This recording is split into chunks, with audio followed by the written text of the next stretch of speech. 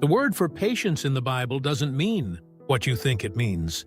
It doesn't mean sitting still. It doesn't mean biting your tongue in a long line. The Greek term behind it means chatutius, long-tempered. The exact opposite of short-tempered. And that single detail changes everything about how Scripture frames this virtue. Most people hear "now be patient" and picture an hourglass, sand draining, time passing, you doing nothing. But the writers of the New Testament had something else in mind. They used two different words, and both of them carry heat, pressure, and motion. Neither one describes sitting back. Both describe a kind of strength most people never link to the word patience.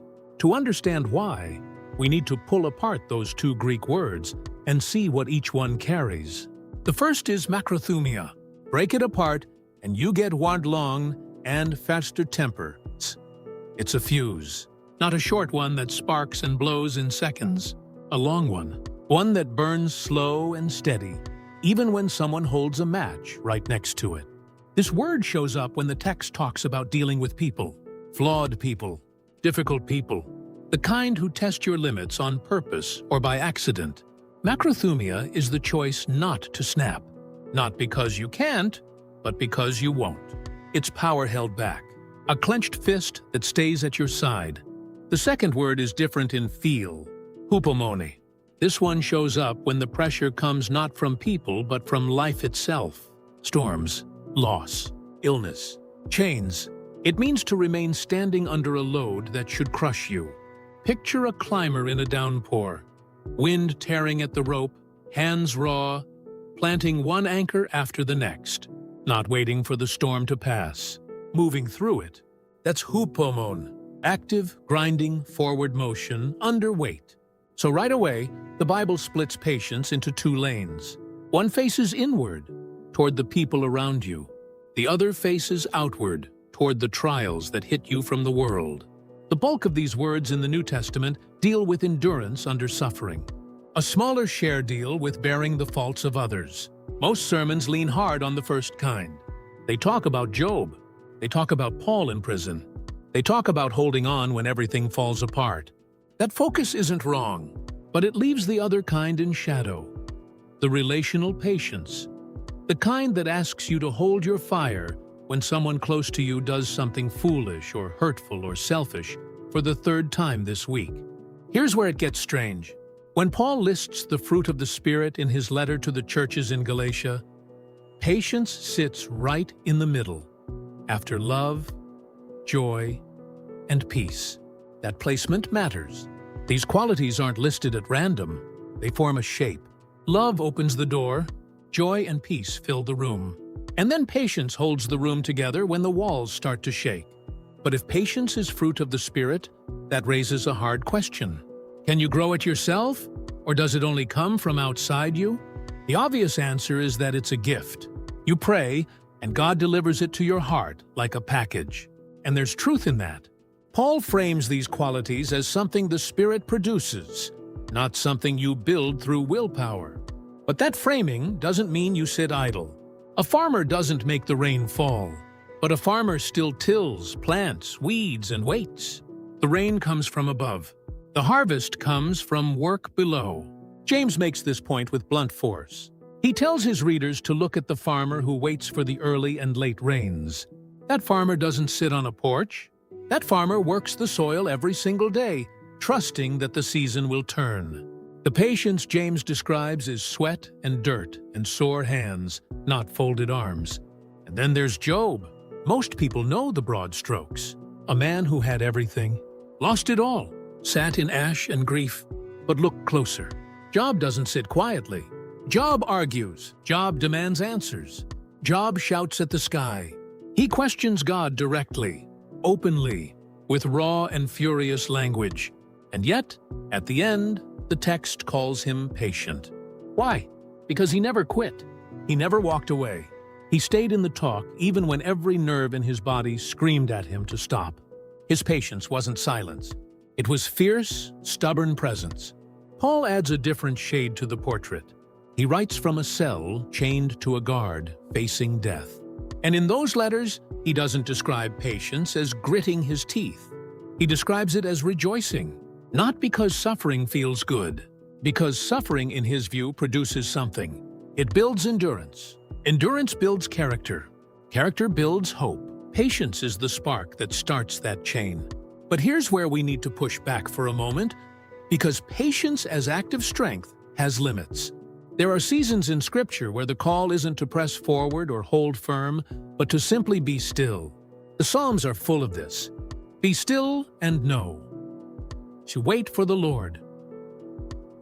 There's a kind of spiritual patience that looks nothing like a climber in a storm. It looks like someone kneeling in an empty room, doing nothing at all, trusting that the silence itself is doing the work. The active model doesn't always fit. Sometimes the most mature response is surrender, not strength. And the tension between those two postures, pressing forward and letting go, runs through the entire text without ever being fully resolved. That tension shows up in one of the most misread phrases in the New Testament. Paul tells the church in Ephesus to bear with one another in love. The word he uses for bear witho is rooted in that same family of patience words. But notice what he wraps around it. He says it alongside talk of humility, gentleness, and unity. This isn't a call to tough it out. It's a call to absorb the friction of living closely with other flawed humans without letting that friction spark a fire. Think of two rough stones in a bag. Every step grinds them against each other. Over time, the edges smooth. But only if neither stone shatters first. This relational side of patience rarely gets airtime. When asked what patience means, most people say, waiting quietly. Almost nobody mentions restraint with other people. We've reduced patience to a clock and a sigh, when Scripture frames it as one of the most demanding forms of love. Now here's the twist that makes all of this practical, rather than just poetic.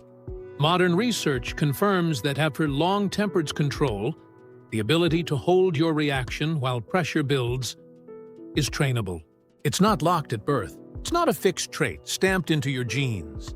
In the famous marshmallow study, young children were placed alone with a treat and told they'd get a second one if they could resist eating the first.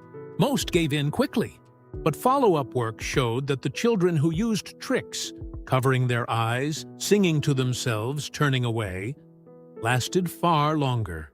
The method mattered more than the nature. The fuse could be lengthened. Scripture makes the same argument, just with different tools.